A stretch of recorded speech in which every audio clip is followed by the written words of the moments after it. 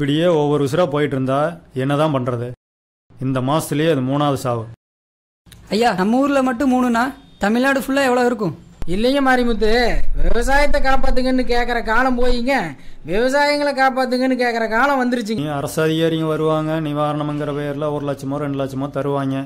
ஆனா என்னதான் பண்ணினாலும் போன உசுறு திரும்பி வரவா போகுது?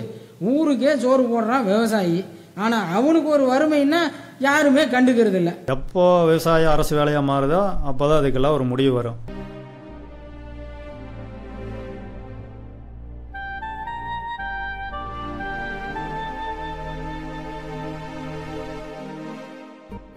சார் வாங்க சார், சொல்லுங்க சார். என்னத்த சொல்றது? பணம் இங்க 8 மாசம் வட்டியும் கட்டல, அசலும் கட்டல, எப்ப கட்டுறத உத்தேசம்? இல்லை சார், பணம் இது ரெடி பண்ண முடியல, பயிரெலாம் வேற வாடி போச்சு சார். நான் எப்படியே பணம் ரெடி பண்ணி கட்டிடுறேன் சார். இந்த கதை அடிக்க வேலை நீங்க வேண்டாம், பணம் தர முடியுமா முடியாதா? சார் 1 மாதம் டைம் கொடுங்க சார், அதுக்குள்ளே நான் எப்படியே பணத்தை ரெடி பண்ணி கொண்டாந்து கட்டிடுறேன்.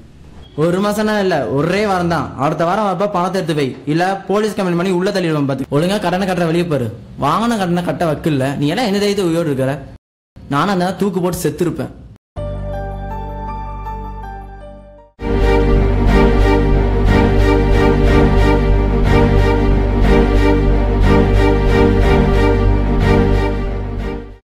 ஏப்பா முருகா. அண்ணே வாங்கண்ணே. என்னப்பா நீ வட்டியும் கட்டல அசலும் கட்டல, என்ன பண்ற நீ? இல்லைண்ணே, உங்களுக்கே தெரியல, பயிரெலாம் வேற வாடி போச்சு, கொஞ்சம் டைம் கொடுங்கண்ணே, கொடுத்துட்றேன். இந்த மாதிரியெல்லாம் சொல்லக்கூடாதுன்னு பணம் கொடுக்கும் போதே சொன்னேல உனக்கு. புரியுதுங்கண்ணே, கொஞ்சம் பொறுத்துங்கண்ணே, நான் எப்படியாவது கொடுத்துட்றேன். ஏப்பா நீ வட்டியாவது கட்டியிருக்கணும், இல்லைன்னா அசலாவது கட்டியிருக்கணும். நீ என்ன பண்ணுவே எது பண்ணுவே எனக்கு தெரியாது. நீ இன்னும் 1 வாரத்துக்குள்ளே வட்டியும் அசலையும் கட்டுற, இல்லைன்னா என்னைய பற்றி தெரியும் உனக்கு. சரிண்ணே, நான் எப்படியாவது கொடுத்துட்றேன். வாங்கின கடனுக்கு வட்டி கூட கட்ட முடியல, இவங்கெல்லாம் உயிரோட இருந்து ஏன் தாலியாக்குறாங்க? முருகன் பயிர் கடை வாங்கியிருப்பான் போல தெரியுது, கட்டலை. அதான் கந்து வட்டிக்கார வந்து சத்தம் போட்டு போறாப்ல. அதை பார்த்து பண்ணிடு முருகா. ஏன் ஊருக்களை வந்து இந்த மாதிரி ரகலை பண்ணிட்டு தெரியணும்?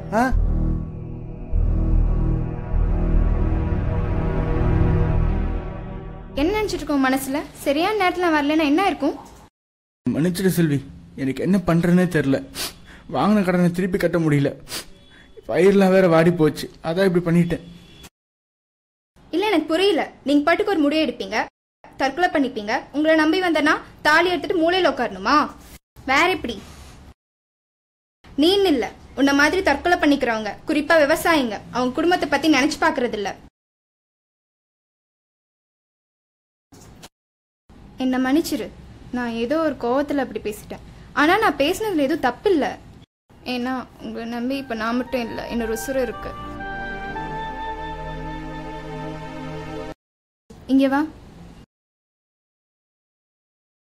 உட்கார். உன்னோட ஃப்ரெண்டு 1 வாரத்துக்கு முன்னாடி ஃபோன் பண்ணி வேலைக்கு ஆள் வேணும்னு கேட்டார்ல, அங்க போ. முருகன் தனது மனைவியின் பேச்சை கேட்டு தனது நண்பருடன் வேலை பார்க்க ஊட்டிக்கு செல்கிறார். அங்கு சென்று அங்கு விளையும் மலைவாழ் காய்கறிகளை எப்படி விளைவிப்பது என்று கற்றுக்கொள்கிறார். ஒரு கட்டத்தில் முருகனுக்கு இதை ஏன் நம் நிலத்தில் விளைய வைக்கக்கூடாது என யோசனை வருகிறது. அதை தன் நண்பனிடமும் சொல்கிறார். அவரது நண்பன் அதில் இருக்கும் பிரச்சனைகளை கூறுகிறார். ஆனால் முருகன் விடாப்பிடியாக இதை தனது நிலத்தில் விளைய வைக்க வேண்டும் என்று தனது நண்பனிடம் கூறுகிறார். சரி, நான் உனக்கு உதவுகிறேன், இதற்கு நான் என்ன செய்ய வேண்டும் என்று தனது நண்பன் முருகனிடம் கேட்கிறார்.